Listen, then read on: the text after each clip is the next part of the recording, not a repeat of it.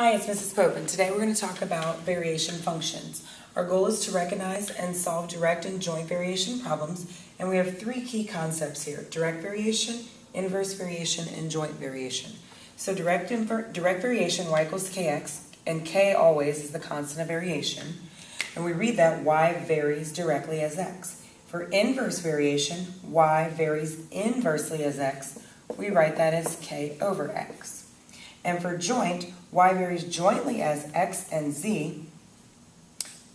Y varies jointly as x and z.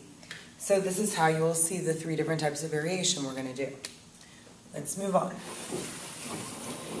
Example 1. If y varies directly as x, so that means y equals kx, and y equals 15 when x is 5, find y when x is 7. So the first thing we need to do is find k.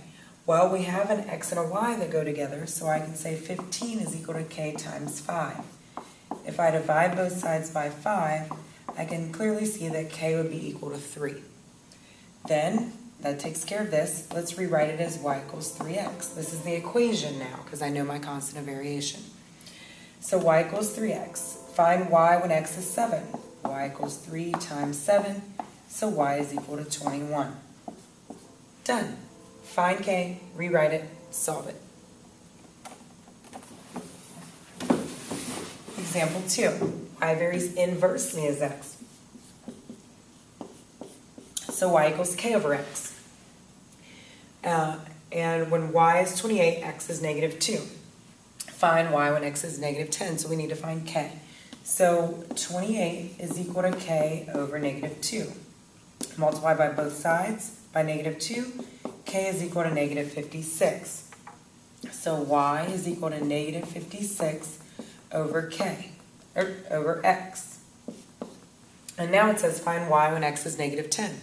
So plug in negative 10 for x. Y equals negative 56 over negative 10. Done. Last example, y varies jointly as x and z. So that means y equals k x z.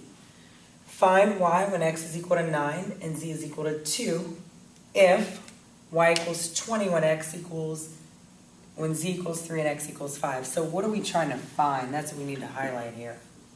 Find y when x equals 9 and z equals 2. That's what we're finding. So we're going to use this to get k. So 20 is equal to k times 5 times 3. Yeah? So 20 is equal to 15k.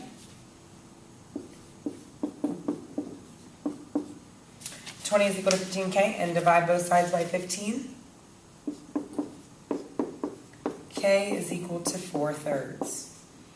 Now, we can rewrite this as y equals 4/3 x z, and that means we're looking for find y when x is 9, 4/3 times 9, and z is 2 times 2.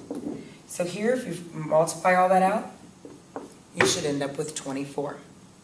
All right, thanks for watching, and remember, you are responsible for your own learning.